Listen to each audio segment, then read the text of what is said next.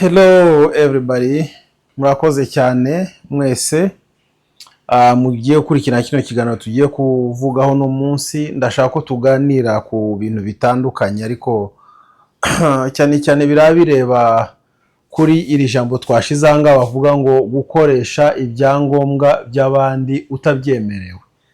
Gukoresha ibyangombwa by'abandi utabyemerewe ni amakosa ku buryo babihanirwa cyane. Niyo bakunze kwita ID cyangwa identification, ID theft, identity theft. Niyo nshaka kubaganizaho gatoya, ifite ingingo nyinshi cyane ariko ndabanza kuvuga ku rugero rwanjye ngewe nyine, hanyuma ibi ngibi biraza gukurikira nyuma. Dushobora kubirangiza uno munsi cyangwa tukazabivugaho ikindi gihe, ariko nashatse ko tubanza kuganira kuri identity theft cyangwa uko abantu bakoresha ibyangombwa by'abandi mu buryo butemewe kandi utabahaye uburenganzira. Ubwo birumvikana gutyo, usibye ko hari n'abashobora gutanga uburenganzira, ushobora kubwira mugenzi wakoresha ibyangombwa byanjye, nabi birashoboka ibyo ngibi. Ariko nashaka kuvuga cyane cyane icyo bita ID cyangwa identity theft, niyo nshaka ko tuganiraho no munsi. Ibyo twashizanga twashize ibintu byinshi cyane bigera kuri 7, usibye ko bishobora kuba na byinshi cyane. Hari icyo bita ngo ni medical identity theft. Icyo bita medical identity theft ni ukuvuga kwiba ibyangombwa byawe bijyanye no kwa muganga. Ibi nawe tuzabisobanuraho. Hari icyo bita social security ID cyangwa identity theft, nicyo cya kabiri, icyo tuzagisobanura neza. Ikindi nicyo bita tax ID cyangwa identity theft. Icya kane criminal identity theft. Icya gatanu ni child ID cyangwa identity theft. Hanyuma icya gatandatu ni employment ID theft. Iki ni aggravated ID theft. Niba tuvuze aggravated ni ukuvuga biri mu rwego rukomeye, ni ukuvuga kwiba ibyangombwa by'umuntu mu rwego rukomeye cyane, ukuvuga ni babandi babahanga cyane mu kwiba.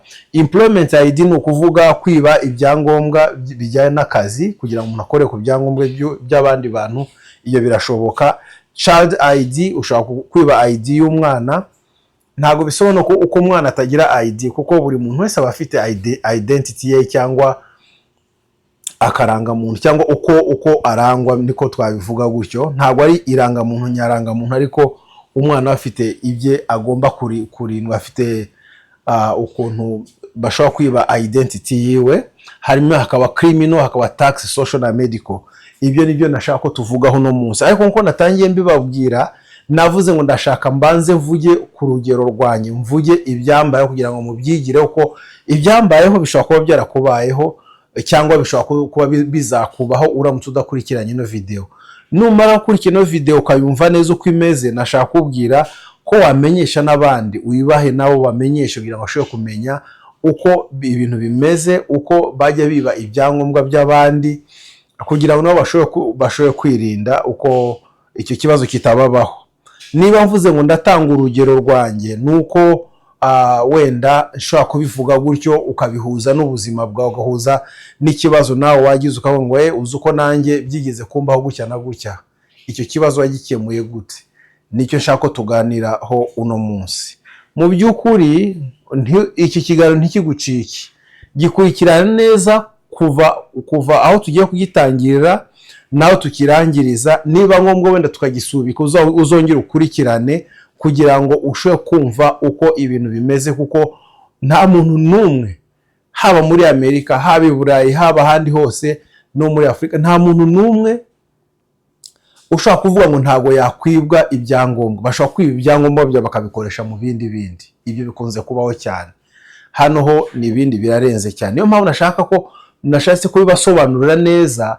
Turareba ibyangombwa byawe ko babyiba mu buryo bw'ubuvuzi gutyo, cyangwa bya social security, kandi ibi byose byagira ikibazo kuri wowe, byaguhungabanya cyane. Nashaka ko tubiganiraho gatoya kugira ngo mbaze nibanzirizeho, nawe niba ufite icyo wavuga nta kibazo, ariko ndashaka mbabwire uko bimeze. Uko ikibazo nigeze kugira ngewe ni ikibazo ni cya identity theft. Ni ukuvuga mu by'ukuri nagiye kugura intebe. ngira ngo abantu benshi bazi icyo bita ngo ni Ashley Furniture. Ashley Furniture ni ahantu bakunze kugurisha intebe, hari n'ahandi henshi cyane bakunze kugurisha intebe.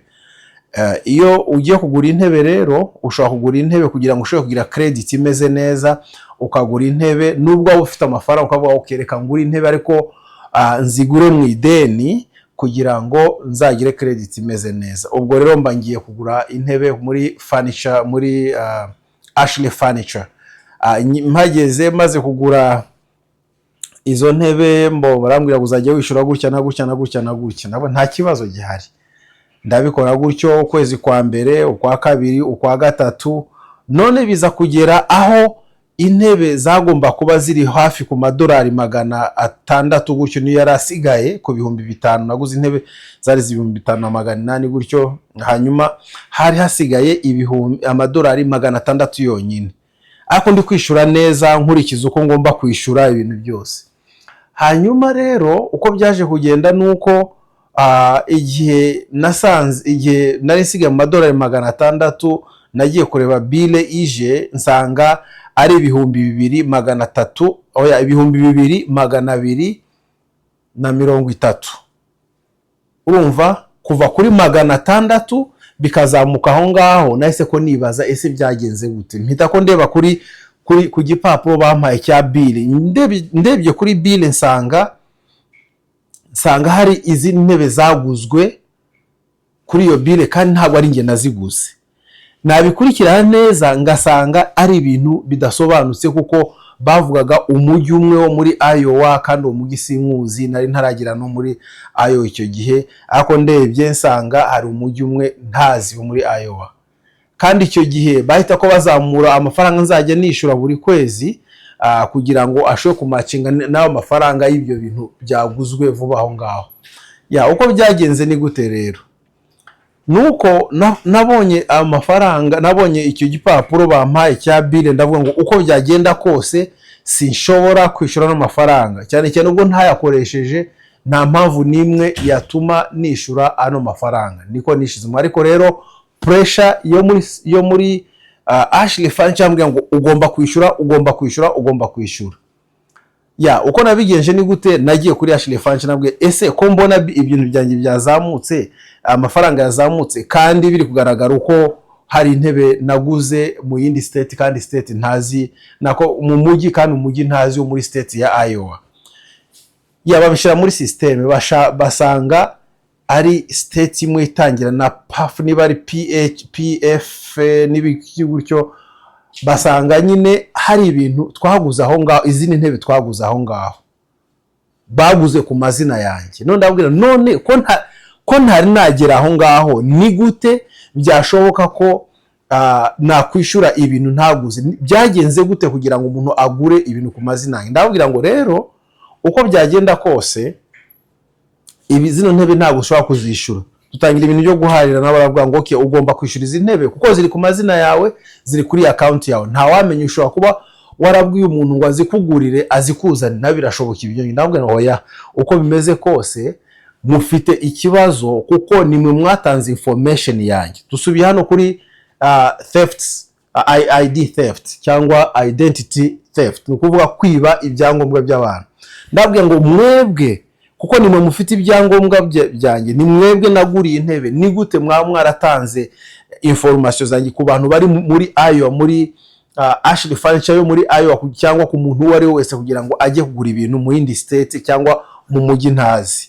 Urumva bashiraho amakosa, nanjye mbashiraho amakosa. Ndabwira ngo ntabwo nshobora habe no gutanga n'urudolari na rumwe, sinshobora kubikora ibyo ngibyo. Ubwo rero habaho ibintu nk'ibyo. Ndabwira ngo none uko mubigenza, kino kibazo mukirangize mwenyine, cyangwa iri deni zaguma aho ngaho, nta n'amafaranga nzabishura. Urumva haba ibintu hasa nk'abaye ibintu byo gukurana, ndi kugerageza kuburana uko batagomba kunyishyuza ibyo ngibyo, ko mu by'ukuri niba ntarabiguze ni ukuvuga ntabwo ngomba kubikoresha. Barambwira ugomba kujya kuri police, ugomba gukora ibiki n'ibiki. Ndabwira ngo hoya ibyo ngibyo nimwe bireba. Barambwira uko tubigenza rero nuko nguko, hafata inamba uhamagare. Bampa inamba zo guhamagara, icyo bita ngo ni theft protection. nukuva theft protection abantu barinda abantu ibintu byo kugira ngo batabiba. Mbahamagara mbwese byabereye ndabwiye ngo ni mu mujyi umwe gutya byagenze gute, nabwo naje kubona gusa bile ije iriho amafaranga menshi cyane. None ntago wabuze umuntu numwe muvandimwe utuye hariya cyangwa inshuti ituye hariya, nabwo nta numwe ngira hariya. Urumva rero ndababwira kandi ikindi nshaka kubabwira nuko no mafaranga sinshobora kuyishura kuko ntabwo ari ngewe nakoresha ibi bintu, nta nibyo naguze. Ntabwo icyo mwakora mwewe mukore muri systeme zanyu murebe ko mwakurikirana umuntu waguze ibyo bintu, mukoreshe za kamera mugene mushakishe muzamufate, ariko ku ruhande rwanjye ntabwo ushaka kwishura ibyo ngibyo. Barabikora gutyo. Okay, urumva rero hagati aho ngaho icyamfashe cyane nuko ibyo ngibyo byahise ko bivaho, ntabwo naba nkishuye amafaranga. Ikibazo gihari ni iki ngiki, byibuze wenda nagize amahirwe, kubwa amahirwe nagize amahirwe menya yuko hari irindi deni ryiyongereyeho kandi ideni ritanturutseho. None tekereza rero biramutse bikubayeho wenda cyangwa bikaba kundi muntu udashoboye kubikurikira neza ngo arebe uko bimeze, agasanga ari kugenda yishura buri gihe, urumva ni ikibazo gikomeye cyane.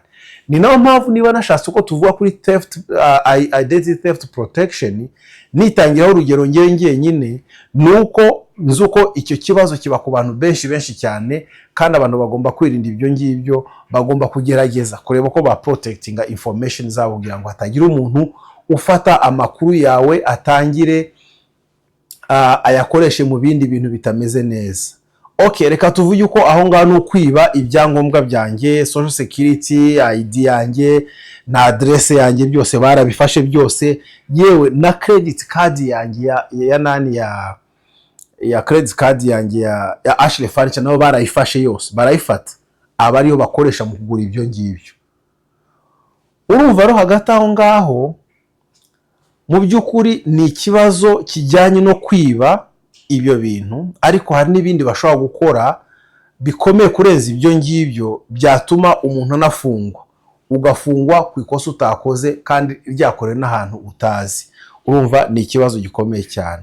Ni no mpamvu nababwiye tugitangira video ngo numara kubona no video ukayikurikirana neza, gerageza ubwire abandi bamenyeshe nabo kuri kino kibazo ko ni ikibazo gikomeye cyane. Nubwo habaho abantu basa nkaho babyorosha cyangwa ese ni gute umuntu cyangwa ibyo ni kazi kuzidakunze kubaho, ntago bikunze kubaho cyane, ariko nubwo bidakunze kubaho cyane ariko birahari. Ku ruhande rwanjye ntago byambayeho rimwe si kabiri, n'inshuro nyinshi byambayeho. Nshobora gutanga ingero nyinshi cyane yuko byagiye bimbaho ibintu nk'ibyo ngibyo, bagakoresha information zanjye kugira ngo bashobore kubona ibintu kandi bakanabibona mu by'ukuri. Nuko rero nuko bimeze. None icyo nashatse kubabwira cyangombwa niba dushaka kuvuga kuri identity theft protection, ni ukuvuga ishobora kukugiraho ikibazo gikomeye cyane. Umutungo wawe wagira ikibazo, ushobora guhangayika no mu mutwe uri kugenda uburana ibintu utazi, ahantu utazi, aho amakosa yabereye bakagushiraho amakosa akakubera umutwaro ukomeye cyane. Ni no mpamvu nashatse uko tubiganiraho no munsi.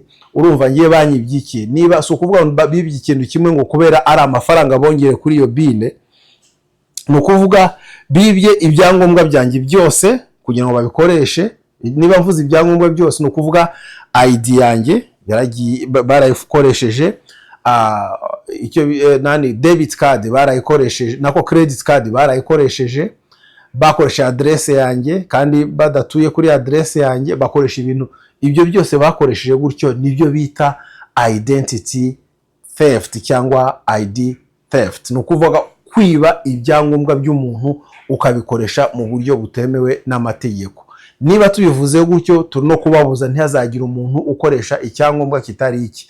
Niba mbivuze gutyo nuko mu by'ukuri hari umuhungu umwe turaziranye neza ndamuzi, ariko hari ukuntu yakoreshaga ibyangombwa, yakoreshaga ID ya mugenzi we, drive license ya mugenzi we, agafata drive license akajya gutwara imodoka, polisi zamufata akerekana drive license ya mugenzi we. Kuko ahanini hari ukuntu abantu bajya bitiranya abirabura, abazungu bamwe na bamwe bareba umwirabura akagira ngo nuriya gutyo, ugasanga nkaho bisa bibagoye kugira ngo bashobore ku identifyinga umwirabura n'undi bashobora kumutandukanya. Uwo muhungu akajya akoresha ID y'undi kandi mugenzi we atabizi.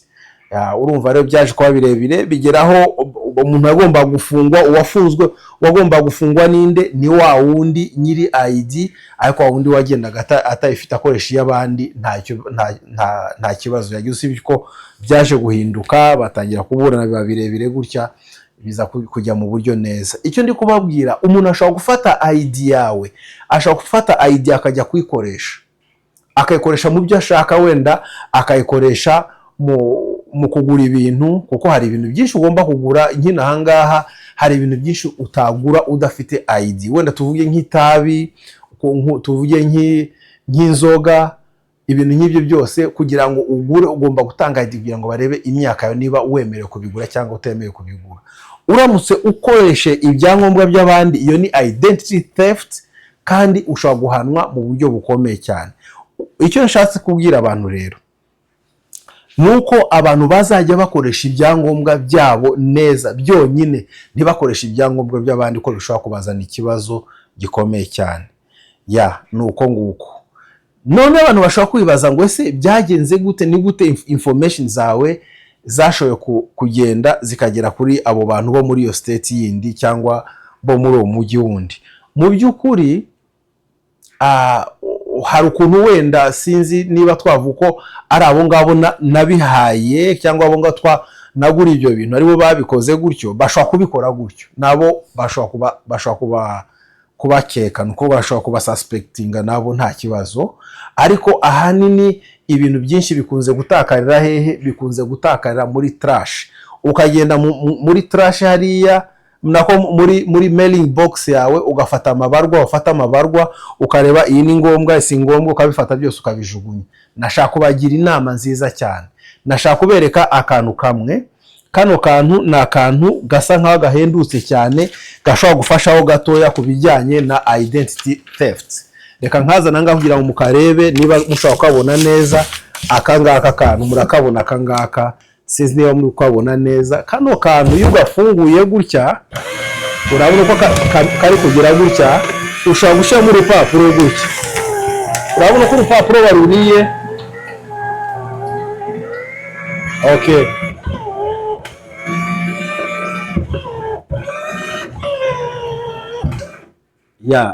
Akangaka ngira ngo mwakabonye. Kano kantu niko bajya bita mu Cyongereza, bakita ngo ni shredder cyangwa shredder. Reka tubyandike hanga mu magambo mato gutyo kuko nta mwanya uhari. Ni ukuvuga tubyandike gutya, ngira ngo muraza kubibona. Shredder.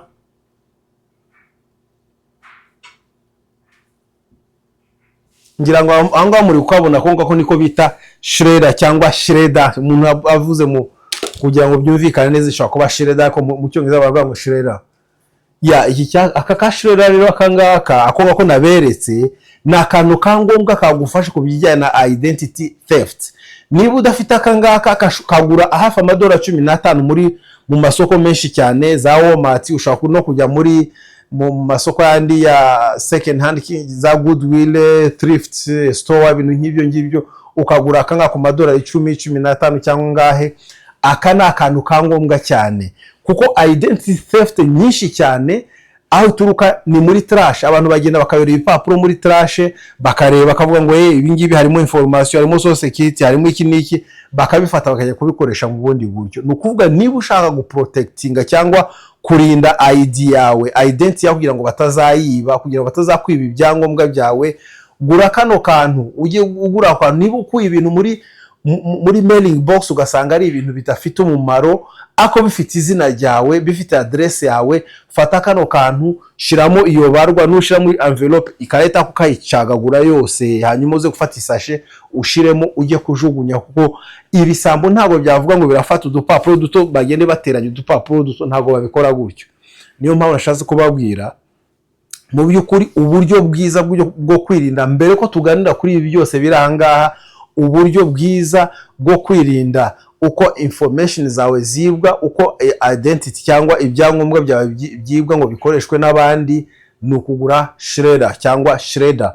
Nugura kano ka shredder akangaka, kuko iyo akaguze kwa kunababwiye ibintu byose bidafite umumaro ugendo bishyiramo, bikagenda kabica ku buryo nta muntu wabishira hamwe.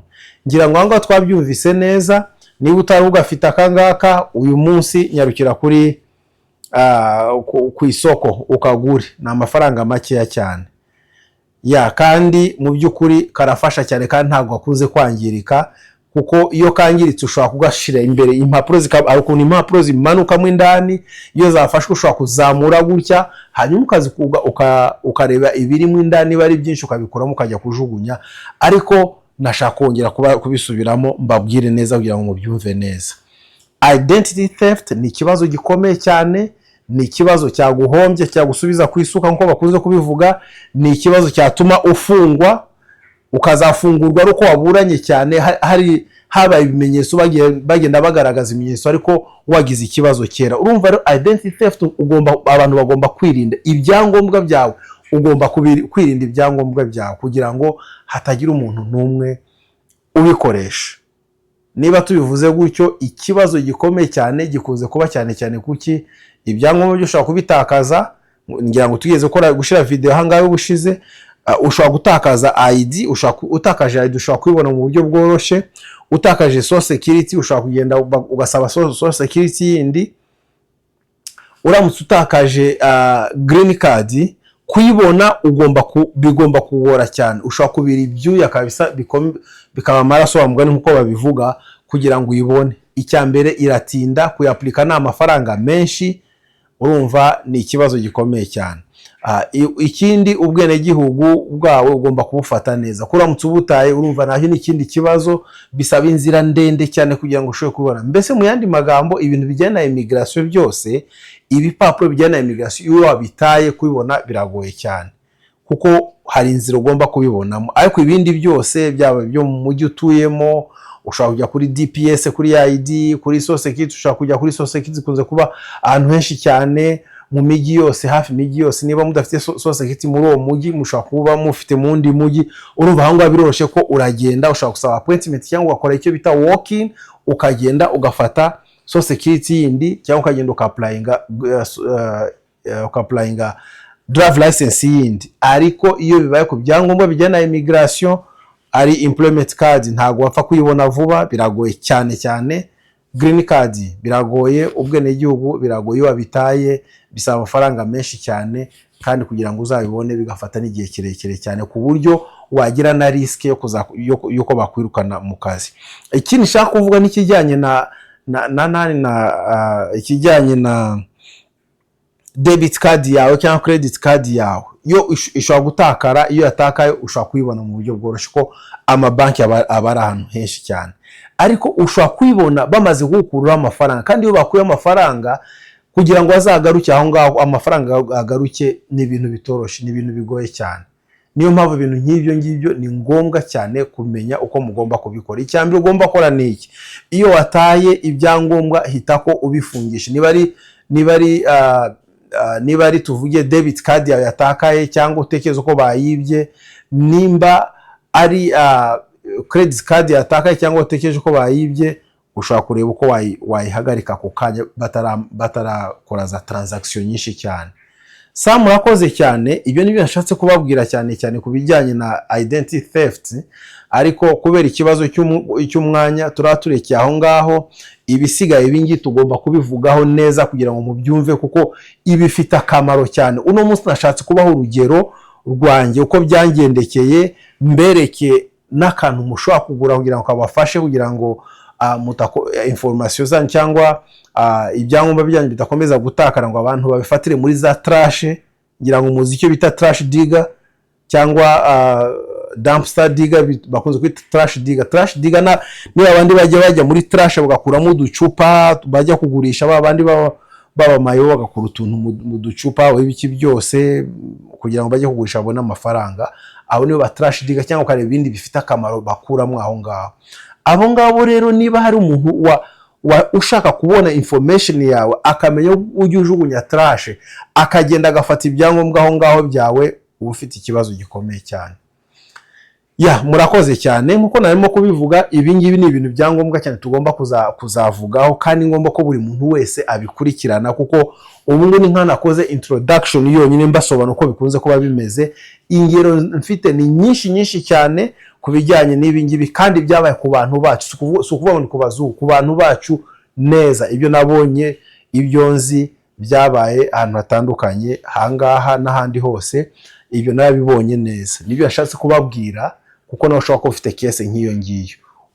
Ubutaha rero tuzareba kuri ibi ngibi bintu uko biri ahangaha, hanyuma tubisobanura neza kugira ngo buri muntu wese amenye uko bimeze. Murakoze cyane mwese mwashoboye gukurikirana kino kiganiro.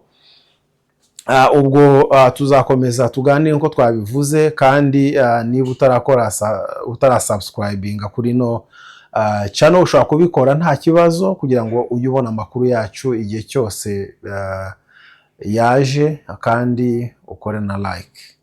Murakoze cyane, Imana ikomeze ibarinde mwese. Bye.